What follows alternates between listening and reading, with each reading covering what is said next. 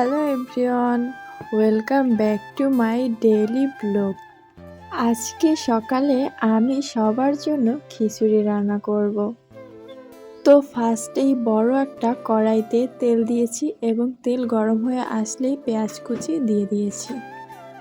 তারপরেই পেঁয়াজ বাটা, আদা বাটা, জিরা বাটা, রসুন বাটা, দারচিনি, এলাচ, রাঁধুনি মশলা, হলুদের গুঁড়া, মরিচের গুঁড়ো, পরিমাণ মতো লবণ, সবগুলো উপকরণ দেওয়ার পরে খুব সুন্দর মতো নাড়াচাড়া করে নিব। আর এরপরে অনেকক্ষণ জাল দিয়ে কষিয়ে নিতে হবে। আর কষানো শেষ হয়ে গেলে চাল এবং ডাল দিয়ে দিতে হবে। আমি এই ভুনা খিচুড়ি রান্না করার জন্য 2 রকমের ডাল দিয়েছি, মসুর ডাল এবং মুগ ডাল। চালটা দেওয়ার পরে খুব সুন্দরভাবে কষিয়ে নিতে হবে। এরপরে পরিমাণ মতো পানি দিয়ে দিতে হবে।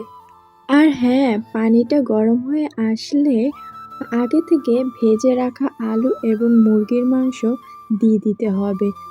এরপরে অল্প আঁচে খুব সুন্দরভাবে খিচুড়িটা রান্না করতে হবে। এর মাঝেই একটু নাড়াচাড়া করে নিতে হবে জানি নিচে না লেগে যায়। এডিটের জন্যই ভিডিওটা 2 মিনিটে খিচুড়ি রান্না হয়ে গেছে ভিডিওর ভিতরে, বাট বাস্তবে 1 ঘন্টা লাগছে আমার এই খিচুড়ি রান্না করতে।